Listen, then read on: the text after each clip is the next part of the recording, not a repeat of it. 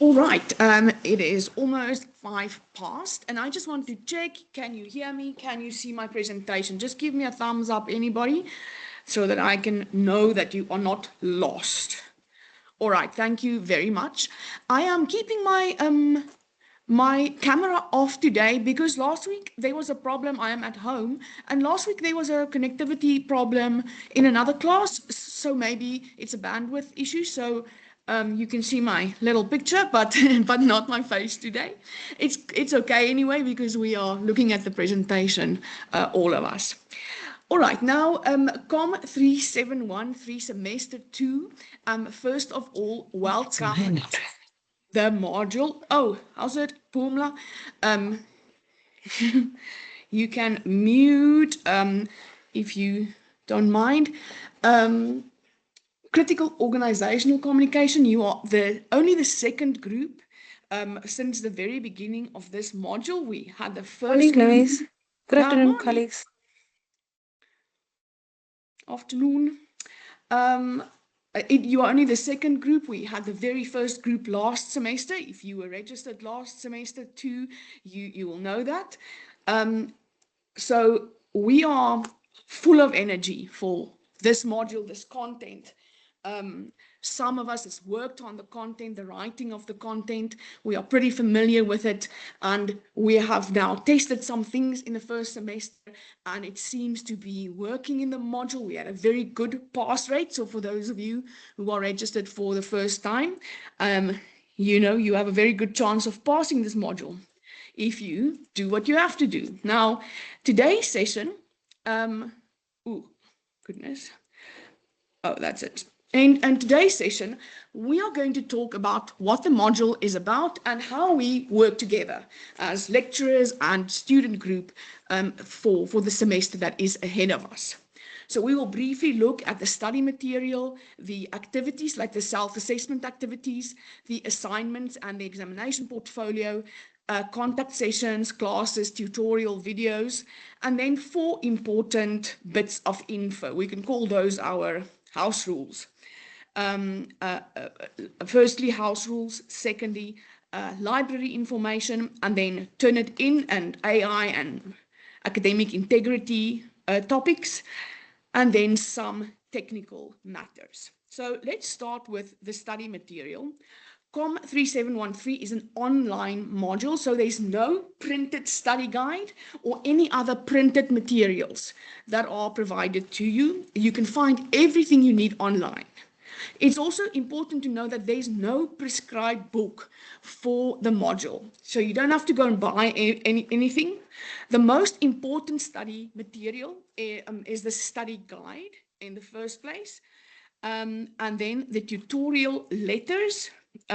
Those are becoming more and more general, so they will look very similar across modules, but they contain important information regarding your studies and is basically relevant for the modules that they are covering. So even if it's general information, a lot of the information we deal with that is not content is very general. My UNISA type things, library type things, technical presentation, those are same for the entire department. So then I will show you on the screen quickly.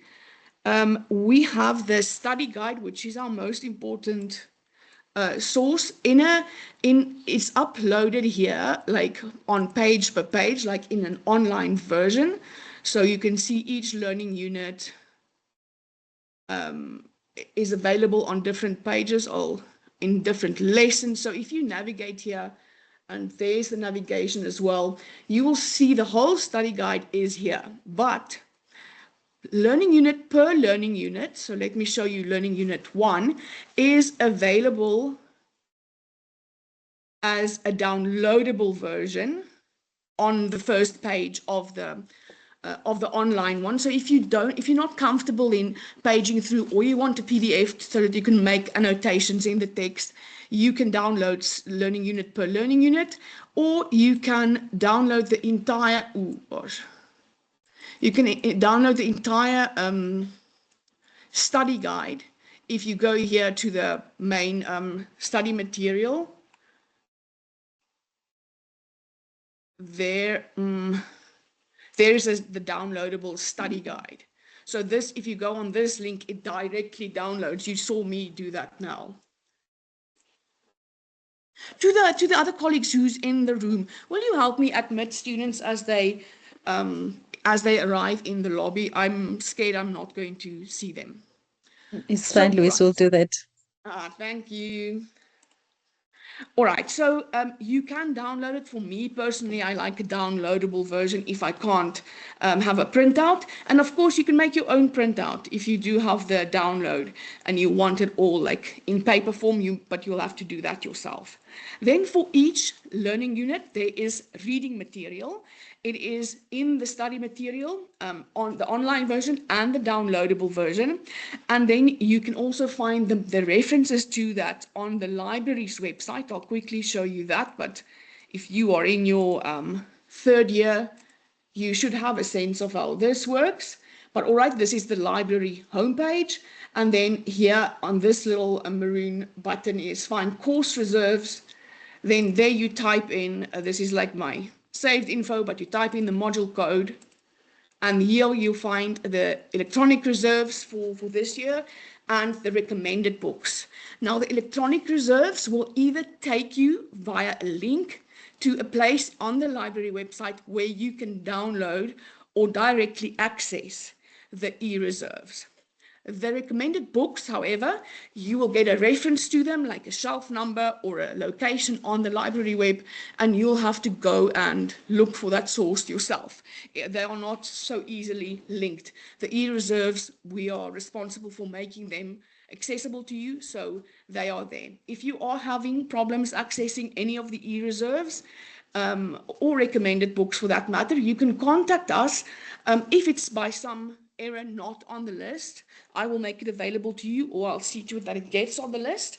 But that is the recommended, the e-reserves, I mean, is as important as the study guide. You will see that many of the self-assessment activities are from the e-reserves. So those are articles and chapters from textbooks. They have been selected specifically to accompany the material in that learning unit of your study guide. So they fit perfectly, and you can see them as part of the study guide, not an optional read. The e-reserves are optional. The recommended reading is optional. You will see it indicated every time which reading is if you want to, and which reading is required for mastering a specific learning unit. Then we have, for each learning unit, we have 5 learning units in the module study guide. There is a recorded video tutorial. The first 4 is already uploaded. The 5th one is completed, but not yet uploaded. Will be uploaded within the next week. So that is an additional resource. You don't have to watch it, but it is easier, especially for your first encounter with the material, to work with a tutorial, because it's like a short form and a verbal form, you know. So it gives you a little bit of a different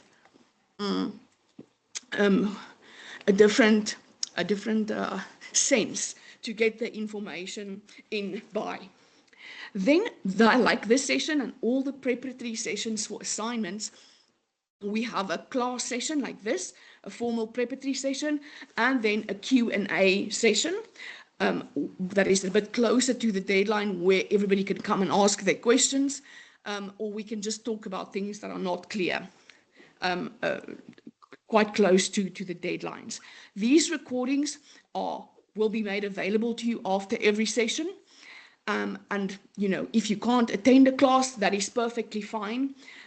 You can watch the recording. It will be just as good as, and many of our class sessions, we don't have time for lots of Q&A within the class session itself. So personal contact with the lecturing team is the best way to come and ask your questions. And then it doesn't matter if you weren't in the live class, because you can interact with us after the session, whether you were here or not. It won't really make a difference whether you watch the recording or attend in the day. Then we also give you assignment feedback. You'll get your personal assignment feedback from the person who marked your work, and you will get general assignment feedback for assignments 1, or just for assignment 1, because that is a written assignment. Assignment 2 is MCQs. We'll get to that now, where you'll get individualized feedback anyway, and the individualized and general feedback is the same thing. But for assignment 1, you'll get your actual assignment feedback, like personalized, and then you will get a general feedback document.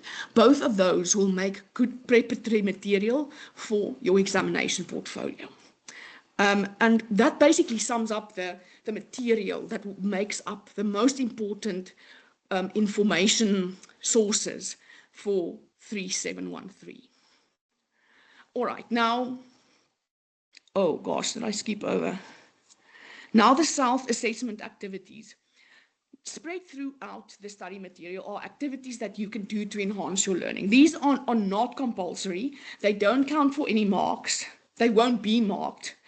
But we do provide you with some general feedback that is immediately accessible on the My Module site. So I can quickly show you one of those for in case you are new to the module or not so familiar with how things go. I'll show you here. Let's go for Learning Unit 4. Lesson 1. Let's see where we can find. So that is also a table of contents there if you want it. Otherwise, you can just page through to the next page. But here you'll see an activity 4.1, write a short reflection. So you click to that. It gives you the self-do activity, and then you can find the feedback here under the main learning unit. You can find your feedback, written pieces of feedback on those self-assessment activities, right? They are fairly simple, that most of them are like for your self-reflection. So it's not like they have a memorandum kind of template answer, but in the cases where they do, that answer is provided. Otherwise, the feedback is what you could have included there. Good, back to the slides. Then if you have content questions or questions about the self-assessment activities, so this is, let's say, questions that are not assignment related specifically. Each of the lecturers, or 5 of us, have take responsibility for specific learning units. So I can page back for you quickly on the first page. Oh no. Where? No. Now I don't know where it is. I've lost that slide. I have a name list somewhere. I think it's not in the presentation. We'll see later if I put it in a weird place. If it's not available, I will make it available to you right after the session. But we are 5 lecturers, and for the 5 units, 4 of us have divided the learning units. So we are basically like each knowledgeable, or we can say an expert basically, on a specific 1 or 2 learning units. And if you have content questions, or you struggle with getting your hands on the reading, or you have something to say or to give feedback or to ask for clarity regarding the self-assessment activities, then you contact the specific, oh, now I'm paging so dear my God, sorry. I'm still looking for that name list, but I can't seem to find it.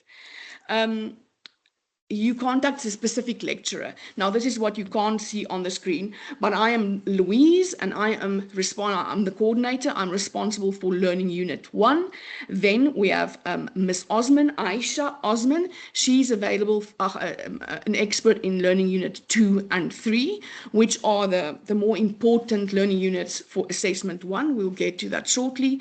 Then we have Ms. Puma Ntlanga, that is the expert on Learning Unit 4, and Ms. Vicky Lee Shu, which is the expert on Learning Unit 5. So you don't have to jot this down. I will I will make it available to you. Sorry, I don't have it on the screen right now.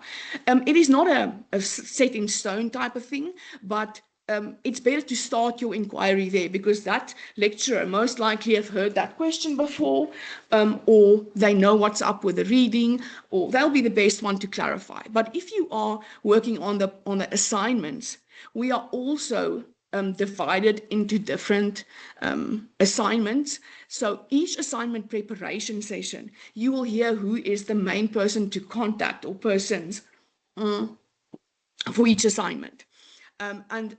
So assignment questions are better directed to the assignment responsible lecturers, and then content questions outside of assignments are better directed at the people who are the experts in each learning unit.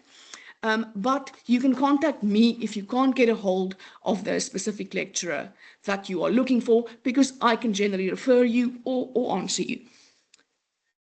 Then let's look at the assignments and the exam portfolio. We have 3 assessments in total in COM3713, 2 formative ones and 1 summative.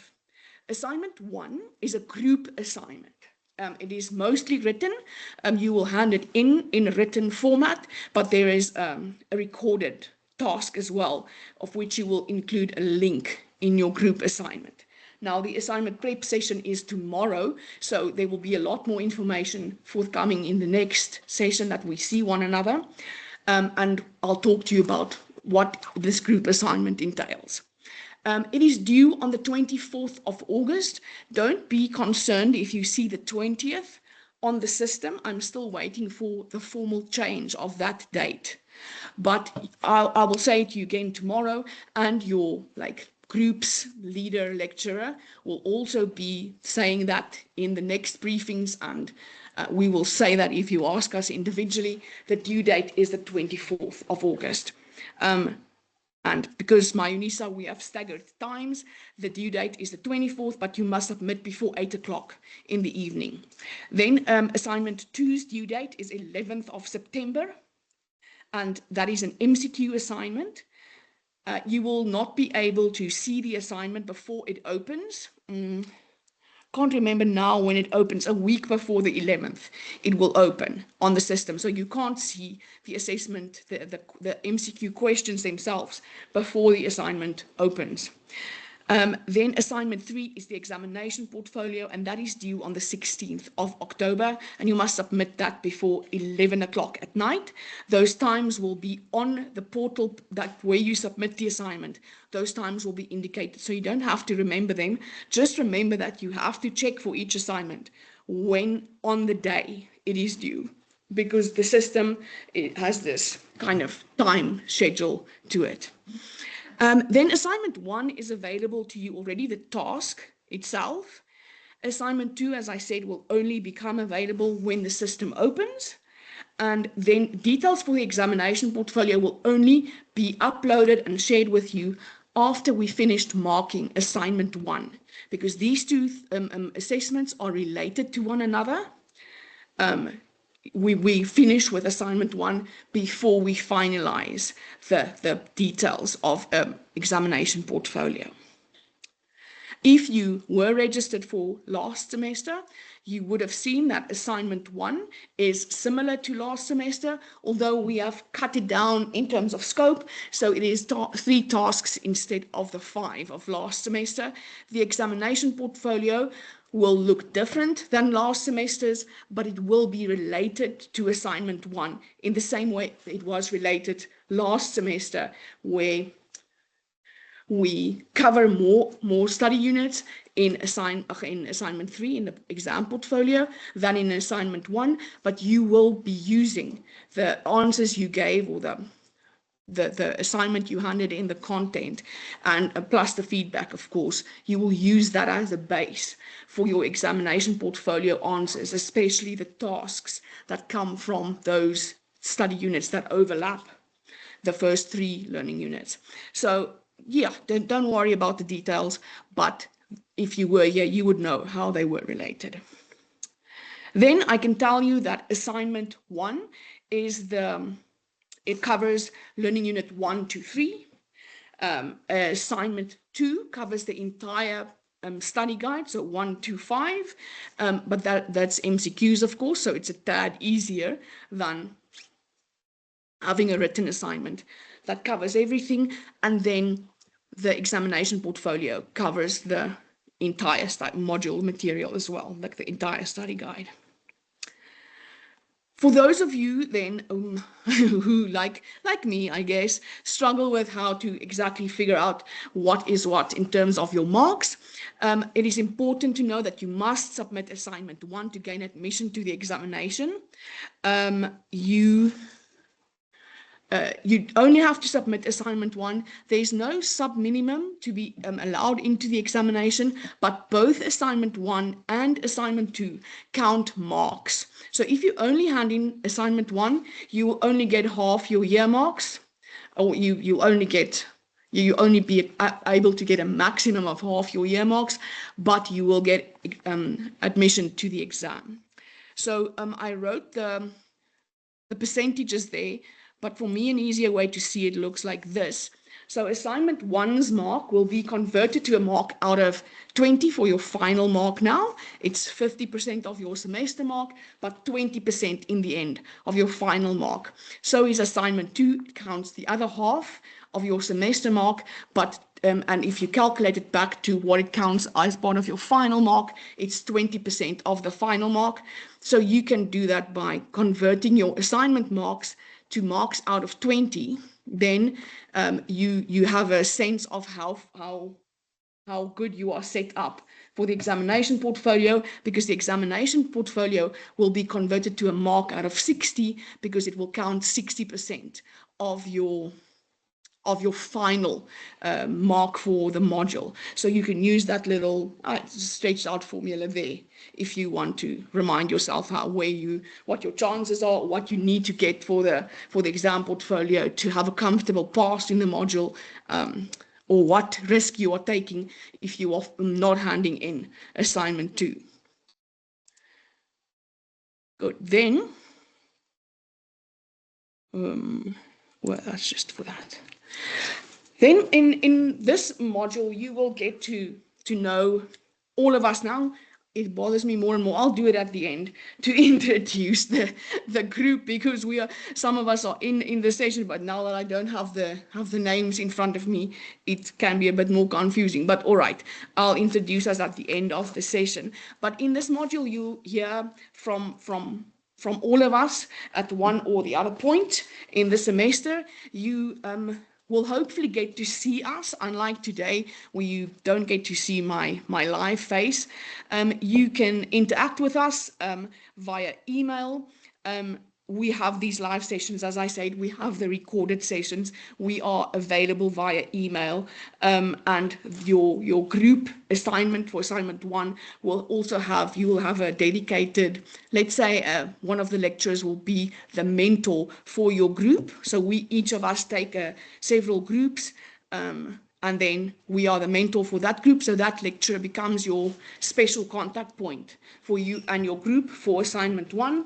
So you get to interact personally with that lecturer. And then, what I also want to say is the work plan. It's the second thing I want to show you. We did talk about the content classes and so on. I see now on the screen, what I say is that it's usually on Mondays, but like this week when Monday was a holiday and we have 2 classes in 1 week, it doesn't work that out like that on the very first attempt. But usually on Mondays between 12 and 1, it's not every Monday, but we will try and schedule our contact sessions for this slot. So if you want to kind of plan your life or want to smooth your lunchtime or whatever on a Monday to make yourself available, that is kind of what we're planning. You will know of the sessions in advance. So if it's not on a Monday, you'll have a chance to figure it out, like this week's sessions. But we are going to try and stick to Mondays 12 to 1. All right, then the module information and the schedule and the links to sessions and recordings, we put together in what we call a work plan. Now I'll quickly show you on my UNISA what that looks like. Under general, now I must remember where I put it. It's under announcements, or have I not shared it? I have not shared it. All right, I've just scheduled these sessions. Let me show you the offline version. I will share this work plan shortly and we will update it during the, let me open it quickly. We update it every time there is a new session scheduled. You will see this is why it's not uploaded. It's not quite finished yet. So the work plan will look like this. So you see that is still information from first semester. I am guilty.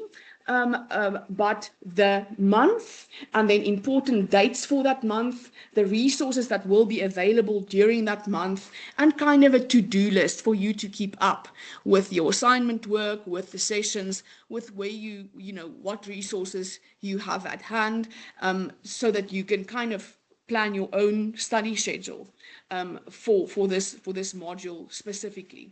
So you can rather look maybe here at the table of contents on the side rather than the content, because some of that is now outdated, you see. So important dates for August, resources made available in August, student to-dos in August. So for instance, these two sessions will have their link in this document, and then that will become the link to the recording after the session. I'll also share the SharePoint link. I will upload the assignment prep sessions and Q&A sessions to the YouTube channel that we also use in this module. The big classes, the big live classes, the recordings will be on YouTube as well, so that if you have some kind of access problem on SharePoint or on Teams, you can still access this session. Sometimes you have to get permission, and you know, sometimes in that communication it's an automatic process. So I get a request for permission. I think it's people that were not in the session itself that has to ask permission, and sometimes it gets lost in email like that and you struggle to get access. Then you have the option to go to YouTube and see the class and not miss out on any of the important information. But this work plan, I'll go back to the module site. It will be here under general additional resources from later in this week. I will just update it today and then upload it. But it changes. We will update it at least, let's say, once a month, or as information changes. We will update it so you can go and check the work plan for how the module is progressing through the semester. Then, now in the last section, or the second section of this session, I want to talk about the 4 other important things, so that we can kind of understand one another, and you understand what our expectations are and how we think about things, how we work in this module. So those 4 things are our house rules. They are mostly on assignments, like assignment queries and submissions and extension requests and so on. Library information, then Turnitin, AI and integrity matters, and technical presentation matters. So firstly, the house rules, as I say, they're mostly about assignments. The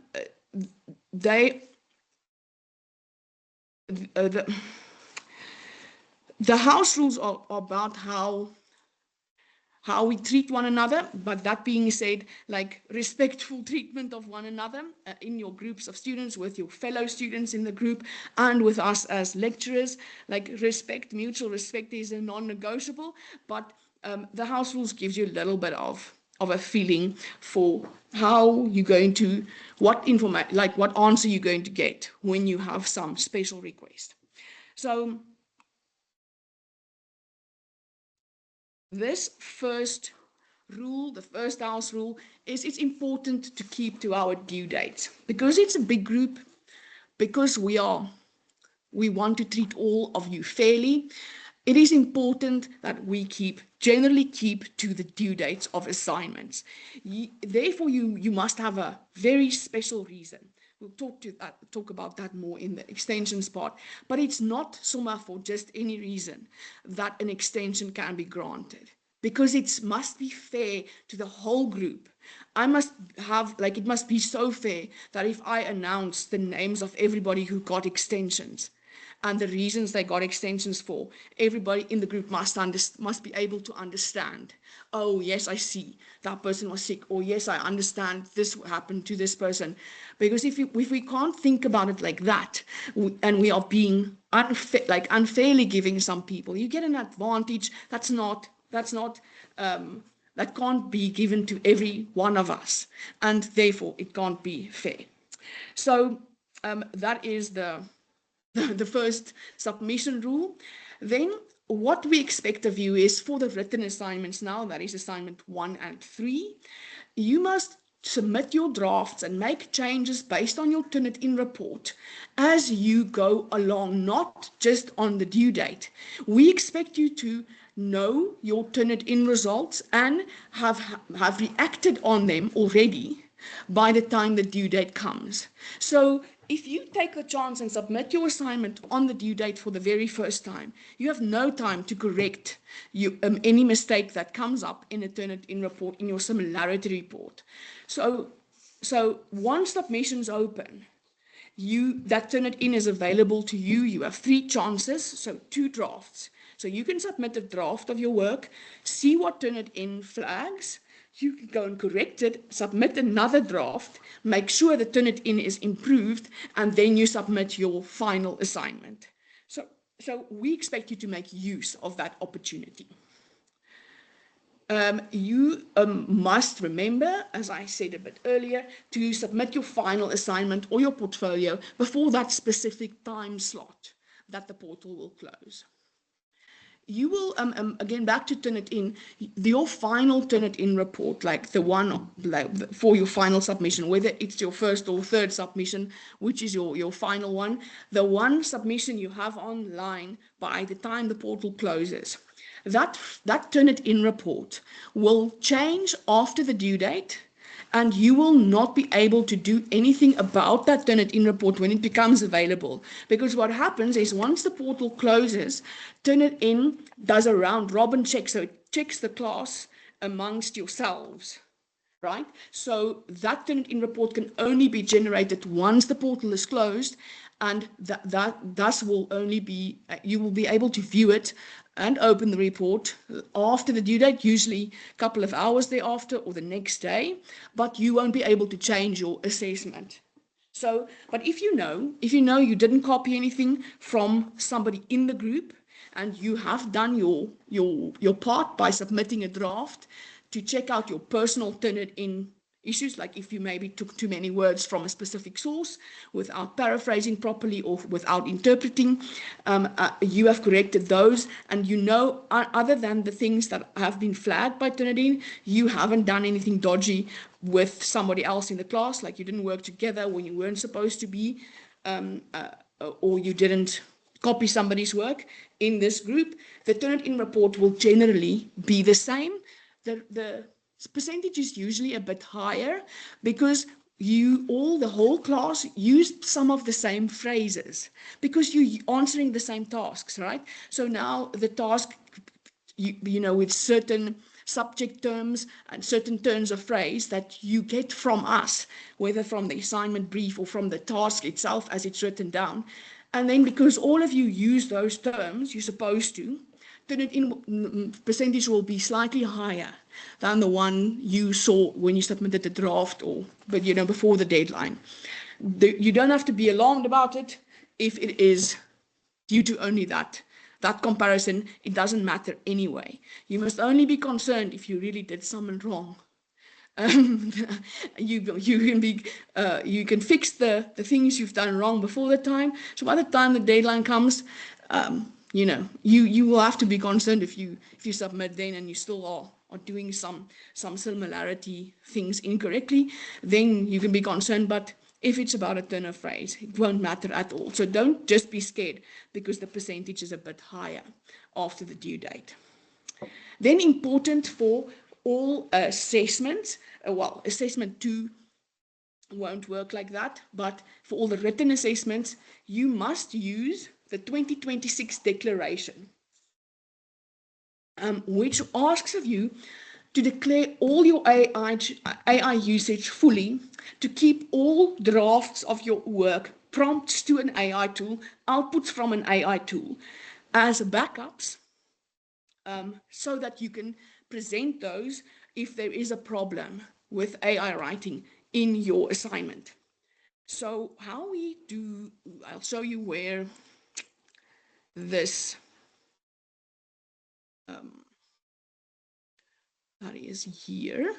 Under general additional resources, you will find the AI declaration itself. So that's in a Word format so that you can copy and paste it and complete it. And also the document this declaration is based on is a working document. It's not a policy yet, but it will in due course become a policy of the university. But for now, it is a guideline. And this guideline fits with the 2026 declaration.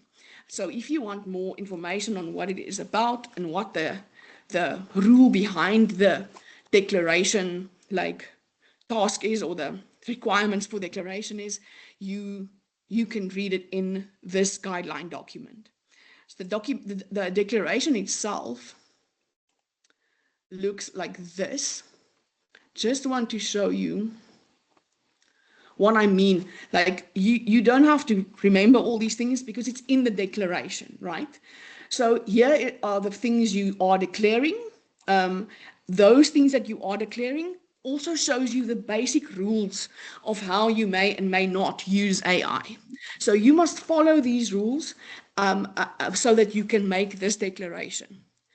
Then there is a checklist. You must check every one of these that apply to you. You must not check the ones that do not apply to you.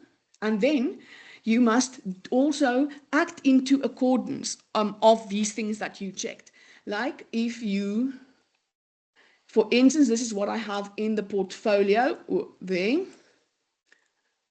I have kept records of all my prompts used in the order they were used to demonstrate how my arguments developed through the use of generative AI. Then I've kept systematic records of how my assignment or examination was developed so that I am able to show my original academic contribution versus generative AI's contribution. So that is what you have to tick in order to make this declaration work. And to act in accordance with the rules. So that is why I have on the presentation here, you must declare all your AI use fully, and you must keep like drafts, pre-AI drafts, post-AI drafts, all the prompts in the correct order as the declaration says, the outputs you got from any AI tool you may be using. So you must study this declaration, read the guidelines, make sure you understand what's going on. We will have a dedicated session before the examination portfolio specifically. We might have it earlier than that. It will most likely be a recorded session. We're not quite sure yet, specifically on being safe with AI use, so that you ensure the exam here is the most important thing, where you must not make a mistake with AI usage. Assignment 1, because it's a group assignment, you must still adhere to the rules, but because you're working in groups, it is not quite the same. You will maybe not learn all of the things you need to know about AI by the first assignment, because you're working in a group. Maybe one person is responsible for a specific large portion of writing, or is responsible for keeping drafts of your work. And not everybody is responsible for the same thing. So you might not get all the exercise or all the exposure that you'll need for the exam. So we will make sure that we remind you of this AI thing before the exam. But it already counts from assignment 1, so don't think you can skip over it. But in assignment 1, we have a little bit more wiggle room because everybody's doing this module not everybody, but most of you doing the module for the first time. So, there's a little bit of space to argue, to bring your proof, to get, maybe if you had a penalty, your group had a penalty, and you did keep all your documents, you can come with your proof, you can convince the lecturer that you actually did everything correctly and you don't deserve a penalty, and the mark can be changed. When the exam, you don't have that chance even. So that is why we will do a special session, recorded most likely. But take cognizance of this from the very start. I'll say this again tomorrow. Then extensions and stories. The first place is important to know that there will be no extensions for the examination portfolio. It's an exam. We are not allowed to give extensions. So no extensions, especially not ones. There is this very small margin for illness, death of a close relative, very, very limited that are considered legal reasons for submitting late.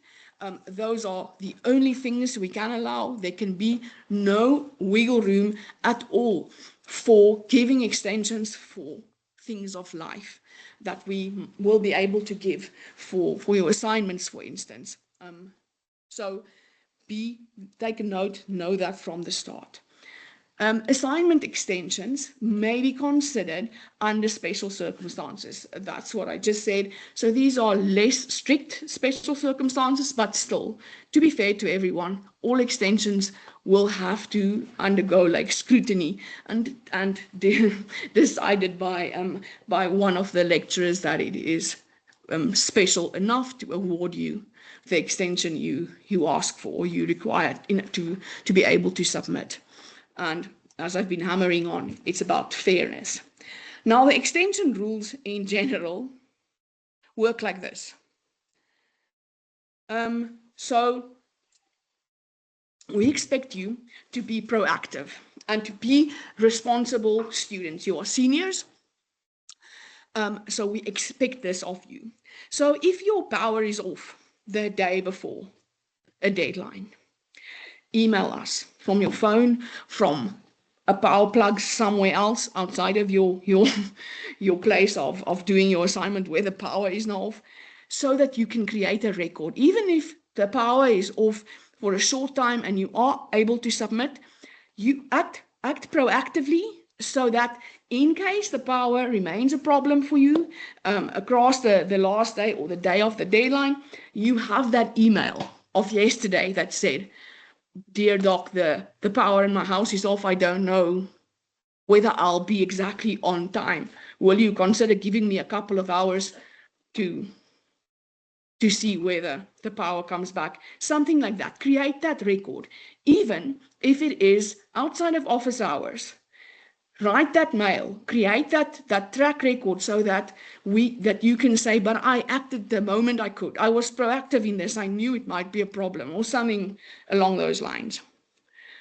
Same, if you have a car accident or whatever, 2 days before the due date, talk to us then. I got hurt. I'm not sure exactly whether I'll be booked off or not, but I'm writing to say I've been in this car accident or whatever unfortunate events happened to you. And I want you to also know in this that we're not monsters. So if your situation is terrible and you can't talk to us before the time, it doesn't matter. If you're half dead, you won't be able to talk to us. That's fine. I'm talking about things that is in your control. So not if you are ill and in hospital, you don't have to mail 2 days before. If you can, you do. If you can't, we're not monsters. We understand it. We also have to submit documents and stuff if we've been ill from work. And if you are too ill to let the office know, it is okay if that is how bad things are with you. But if it's something that was in your control, we will expect that of you. Then extension house rule number 2 is you must be able to provide proof or backup for your story. So whatever happens that causes you to need this extension, you have to have the proof ready or will have to be able to provide the proof once it is ready. So if your car breaks down, you must be able to prove it. Towing record, case number from the police or whatever it is. If you have a power outage, provide the information from Tshwane or from your ward councillor or report number where people in your community reported the power off so that your lecturer can go and check whether this was indeed what you say in order to make it fair to the whole group. Do you see where I'm coming from? The same thing, if you have illness, you get a doctor's note. And then if you have troubles like 1 or 2 days before the deadline, remember that we expect you to be almost done with your assignment 1 or 2 days before the deadline. So send that almost finished assignment when you request an extension. Say, Doc, it's 2 days before the deadline. I can't, my computer's broken, but I'm almost finished. Here's my work. Will you please give me 2 days extension? Then I can see you've done what you had to do. You have worked up until the moment your computer broke and you really can't do anything about it. It will make it much easier to grant you an extension if you have done your part. Maybe this overlaps with the last one. With the third one, you must do your bit. So you must be able to show us or convince us that you have done everything that you could. I've said this before, so I'm not going to repeat it. So if you missed it, and the same goes like proactive action best, né? But if you missed a deadline by, let's say, an hour because your network gave you troubles, you send your completed assignment via email to the lecturer when you ask for an extension. Because if you send that in the night, like let's say 9 o'clock at night, I won't be at my email, but if I only get your email 9 o'clock the next morning, it is 12 hours of unfair advantage because your lecturer couldn't know that you were indeed just an hour late. Even if your say-so is not strong enough, show us that you were like you really show us that timestamp on your email. Like this, I sent this email 10 o'clock last night because I just couldn't get on the network at 9. That makes it so much better, so much quicker for us to decide whether that is worth an extension or not, than if you act only hours and hours after the deadline. And then the last point, I don't know if it's on the board. No, the details are not on the board. If you are in conversation with one of us about an extension, so let's say you emailed at 10 o'clock last night, you missed the deadline by an hour. You won't get an answer 10 o'clock at night. But tomorrow morning when work starts, or tomorrow afternoon when your lecturers have worked through all their emails, because we get a lot on the day after an assignment deadline, that afternoon, let's say, you get a response from me. Say, yes, you have until 9 o'clock tonight. Because you only need that 1 hour, actually, you know. So you can fairly ask for an hour's extension to submit it online. You have shown that you have done it. You have now gotten the permission to resubmit. The lecturer will open the portal for you. But then, if you do not respond to your mail very quickly on that same day, if you leave your mail for 2 days, then come back with, oh, sorry, ma'am, I didn't check my mails. Now it is past the next evening. Can you give me an extension? That is a way that students use to buy yourselves time. So we can't tolerate that, because if you needed an hour, the fair thing to do is give you an hour, not 3 days. So be on your mails if you are in conversation with anybody about an extension, or if you're waiting for an outcome from the lecturer. Be on your mails, be available so that you can respond if you need to.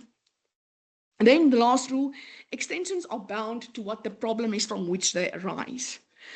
So any extension must be in line with your situation, like this our example. So if your computer broke down 2 days before the deadline, that is not an indecent reason to ask for a request. but you'll get a 2-day extension at most. You can't get a week because you had 2 days of trouble. So that kind of fairness will also have to come in. So it is connected, the amount of extension and the provable problem that you've had that made you request this extension.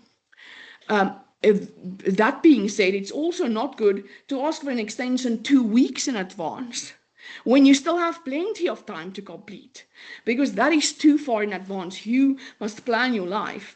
So unless it's something really inevitable that is actually really taking 2 weeks of your time, or 2 weeks of working time away from you, 2 weeks ahead of time is not something to ask, because it's not you. You have this time to make your studies work.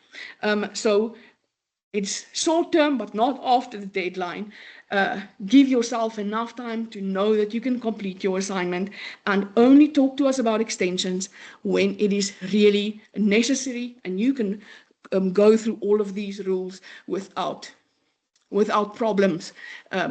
So you can provide us proof, you have a decent reason, you're not trying to take a chance. Those students will always get an extension on their assignments, because we want you to do well. We don't want to punish you for something that you could have done nothing about. But we must be able to, if the next person who could have done with an extra day of work didn't pass the assignment, if that person comes to me and say, why did you give this next person an extension of 1 day? I had the same problem, but you didn't give me, you failed me.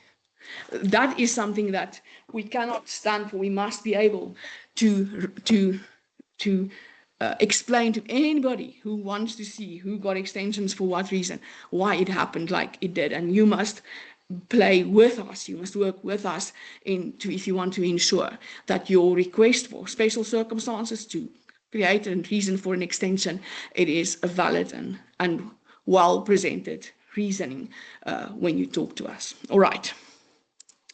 I'm exacerbated from all these rules. Okay, so there are several links to important library resources. Now, I showed you the e-resources and the recommended books, all right? Then in your tutorial letter 101, all of this information, the general information about the library, it's also available there. The two important ones, okay, library homepage, there it is. You can click through it from the presentation. By the way, presentation uploaded already onto my UNISA, onto the additional resources. And then we have the Communication Science LibGuide, which is kept up by subject librarian Ms. Napai. And there's her contact details. You will most likely not need to contact her, but if you have trouble downloading an e-reserve that is available, but is on the library side, maybe the system on their side is down, it's not something your lecturer can help with because it is there. It's just that you can't download it. That is something to ask Ms. Napai, because it's a library issue, right? If it's a content issue or something is completely absent, then it is a lecturer problem. But those are her details anyway.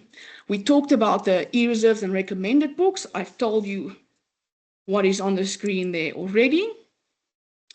Then I want to talk to you quickly about Turnitin and AI and academic integrity. The Turnitin general rules are that Turnitin penalties are made by interpretation and on a case-by-case basis. You will hear the specific rules again when we do assignment prep. So this is just our general rules. AI writing problems will be penalized, but in consideration of your declaration of AI use, the specific requirements of each assignment, and a case-by-case interpretation. Then general guidelines for interpretation that we use is the first three is for similarity, so blatant, possibly intentional, and widespread similarity to other text could cost you all your marks for an assignment. Serious but not overwhelming similarity can cost you a minus 20% on your assignment. Less serious but visible similarity will cost you a warning or a minus 10%, depending on how serious the transgression is. Then penalties for AI writing might change because we are still developing that policy in the university and it's kind of a work in progress. So there is a chance that something will come to policy in the semester and then things will change. But as it stands now, we can leave sections unmarked, which were written with generative AI that was incorrectly used. So instead of giving a penalty, we do not mark the section that is flagged for generative AI, meaning that you didn't write that, so we just do not mark it. That is something we might do. We might make a mark penalty, like something like minus 20 for substantial AI use, and additional penalties if AI use is not accurately declared. So there's two things here. The one is you've got to stay inside of the rules, and you've got to declare what you've done. So if you declare what you've done, but you've done something wrong, it doesn't make it right. But it is worse if you've done something wrong and you don't declare it. Just as if you've done everything right, but you didn't declare it, you may be penalized, not for doing anything wrong AI-wise, but not adhering to the requirement of fully declaring your AI use. So just remember kind of the separation and that there might be a penalty on either side. So it's not, doesn't mean you can do what you want because you declare it. And it doesn't mean if you haven't done anything wrong, you do not have to declare it. You still have to do both. Okay. Then if we find any form of plagiarism, cheating, dishonesty, and methods to circumvent the Turnitin detection, the detection abilities, or to misrepresent your work to turn it in some kind of way, we will punish you severely, most likely with a 0 and a case being sent off to student disciplinary unit. So do not try to manipulate the system. There are many ways to do that. If we catch you, it will be formally dealt with. It's important that you take that home from the beginning of the semester. Then important documents. In the tutorial 101, there is information on academic dishonesty. The 2026 declaration that I showed you, that is in use. You must use that and take that as the core rules for AI use. The CHS guidelines that I've showed you uploaded as a guideline, those are important resource.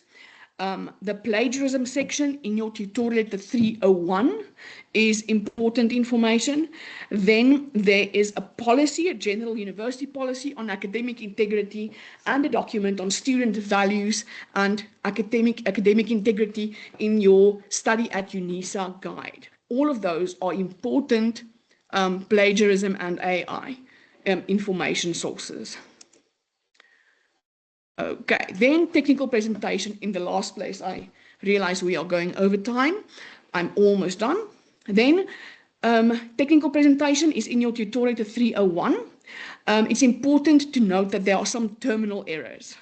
So if you have no in-text references, or we generally say less than 5 in-text references, you will get 0 marks. If you have no list of sources, you'll get 0 marks. If you reference sporadically, like very sporadically, like less than 5 in your text, similar thing, you will get a 0 for your assignment.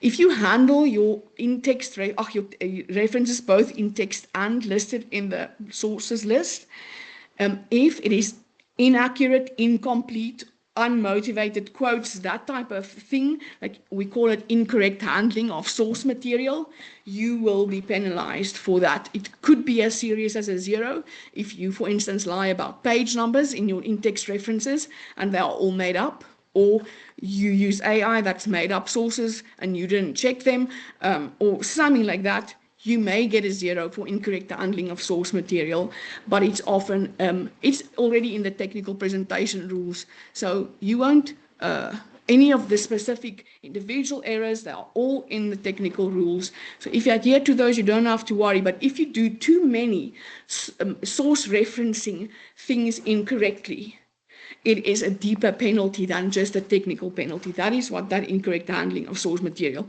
refers to. Then the other thing is referencing a source you did not consult yourself is also a terminal error. If you get caught, not maybe one error will not lead to any penalty, but if you are referencing sources that you haven't consulted, you do stand a chance of getting penalized or even getting a 0 if it is severe.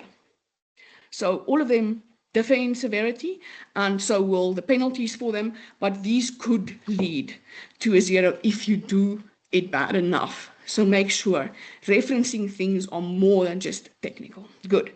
This is the, these are I've talked through this already, but there's a reasoning behind the importance of referencing. They are given there in the blue block to remind you.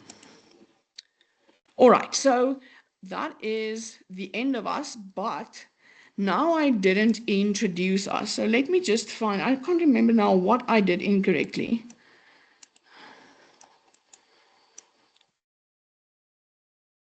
Let me see. Oh, it's hidden.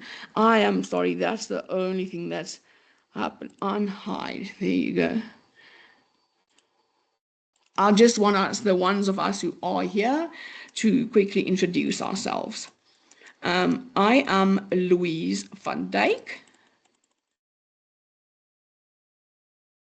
Let's see. There you go.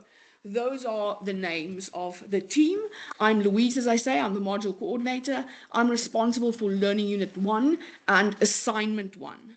I believe that Pumla Mhlanga and Vicky Lee Shu is in the room. I'm not sure of Prof, but Miss Osman Aisha is on holiday at the moment, so you will get to meet her soon. She's available for Learning Unit 2 and 3 and is also with me, one of the lecturers specifically working on Assignment 1.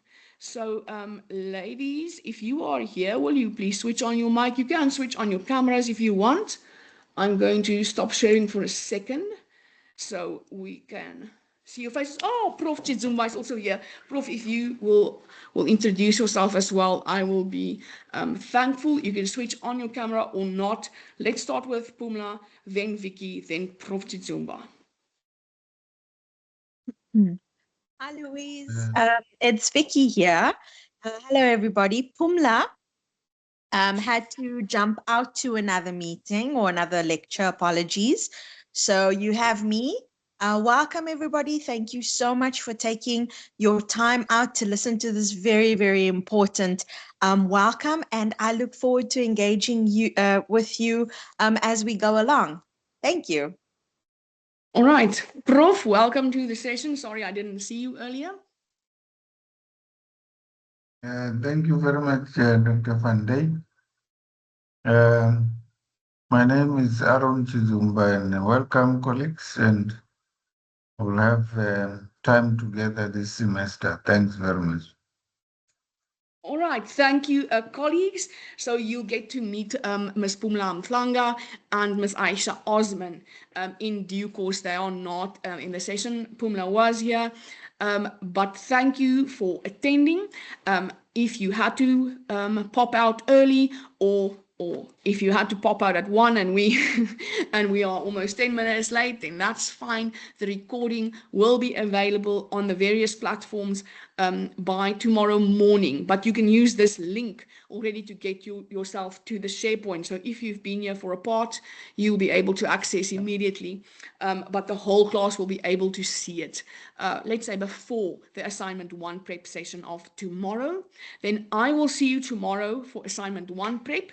If you can't do 2 days in a row attending class, it will also be recorded, but we are going to talk about important things tomorrow. So whether you can come or not, watching the session, going through the presentation slides, important for your success in assignment 1. Because you're in groups, it is something that needs management arrangements made, and you need to be on top of it so that you all can be on time with assignment 1 and know what you must do following the preparation session.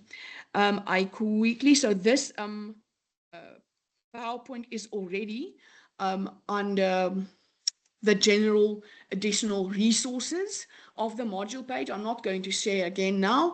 It is marked COM3713 Welcome Semester 2 2026. It's a PDF of all the slides. So if you want to download that and get like our contact details that I didn't show you initially, and the learning units and assessments we are all responsible for, if you want to see that information, it's all on there.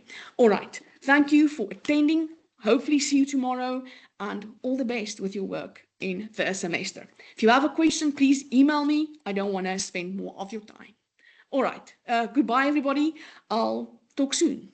Goodbye.